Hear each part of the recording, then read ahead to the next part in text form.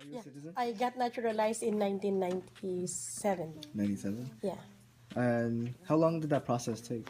Because my husband became a citizen in 93, so it only took me 3 years. Oh, okay. Because if you're married to a US citizen, after 3 years, you could apply for your citizenship.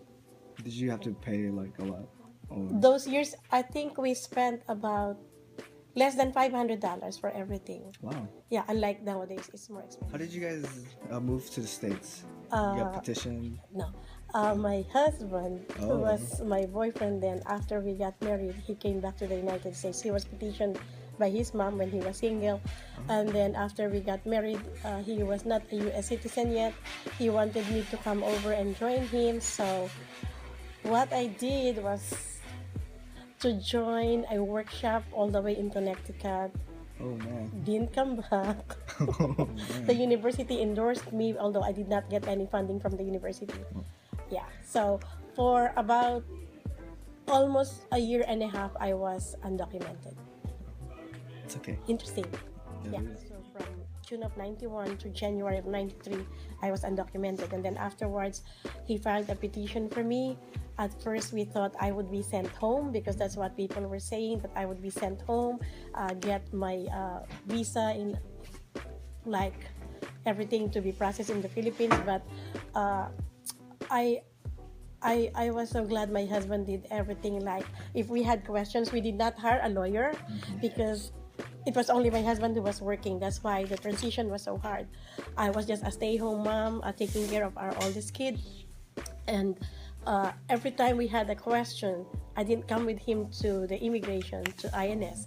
What I would do is I'll write it on a piece of paper. My husband would go to the INS office at Sutter in San Francisco. Yeah, And then afterwards, he came back with the answer. And we did not hire a lawyer. I was the one who did all the paperwork. And then when that question asked, where will you pick up your visa? I wrote San Francisco, California.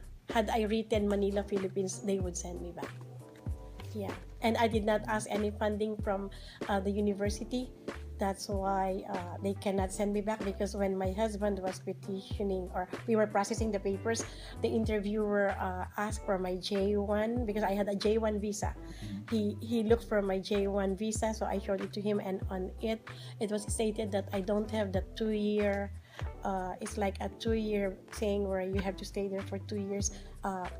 Help the government, the Philippine government, whatever I learned here, I should apply to where I was teaching, because the seminar I went into was international business something, because I was teaching statistics applied to business, calculus applied to business, so that qualified me to be in the workshop.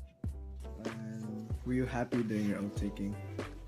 Not really. No, because why? I don't want to denounce my Philippine citizenship. Interesting. It's hard because I still feel like I am a Filipino.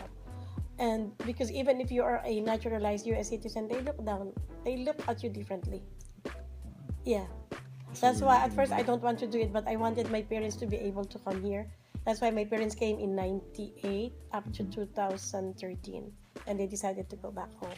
And sometimes there are jobs that ask if you are a US citizen.